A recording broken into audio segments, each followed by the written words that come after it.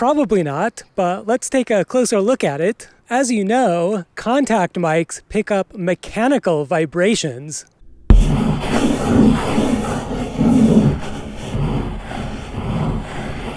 Think about how microscopic the movement of the table must be. Yet the contact mic picks it up loud and clear. From this, it follows that contact mics are extremely sensitive to being handled, including, for example, the cable.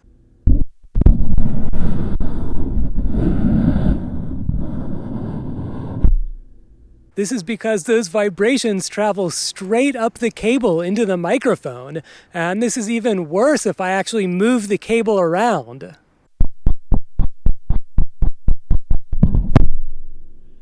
It sounds like the audio is cutting in and out, which has led some people to wonder whether or not there's a short circuit somewhere, like maybe the cable is somehow shorted out in there. And to be fair, it does sound a bit like that, but the oscilloscope shows what's really going on, which is that this creates a high amplitude signal which clips. And this happens because moving the cable around directly pushes and pulls up and down on the sensor itself.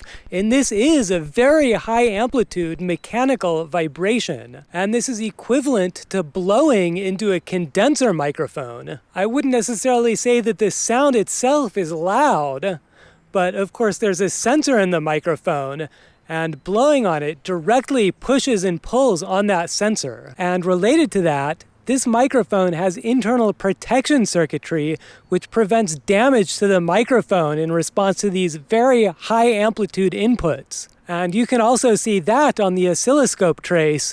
When the input voltage goes very high, then you'll see it suddenly drop down and go flat. And so that's that protection circuitry kicking in, and that's what makes the mic sound like it's cutting out. And this protection circuitry also sometimes hisses a little bit when it kicks in. But either way, the sound was already above where the mic was clipping, so you're not losing any sound.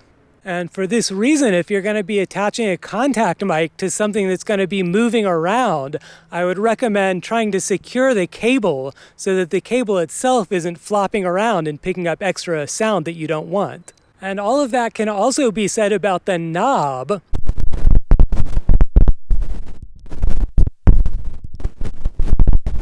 When I turn it, it sounds like the audio is cutting in and out. And again, that has led some people to wonder whether or not they might have a defective potentiometer. And again, to be fair, there do exist cheap potentiometers that make weird sounds like that when you turn them. And that's ultimately because the wiper isn't making very good contact with the resistor that's inside of there. And just to be 100% clear, Metal Marshmallow Pro has a very high quality potentiometer, and it's a little bit more complex inside of there, but basically that wiper is spring-loaded against the resistor, so it turns very smoothly and doesn't make weird noises. So the issue isn't the potentiometer itself. Again, the issue is that when I turn the potentiometer, I'm pushing and pulling up and down on the microphone sensor, and that's causing this extremely high amplitude sound that causes the mic to clip. And so notice that if I unstick the microphone from the table and very carefully adjust the knob,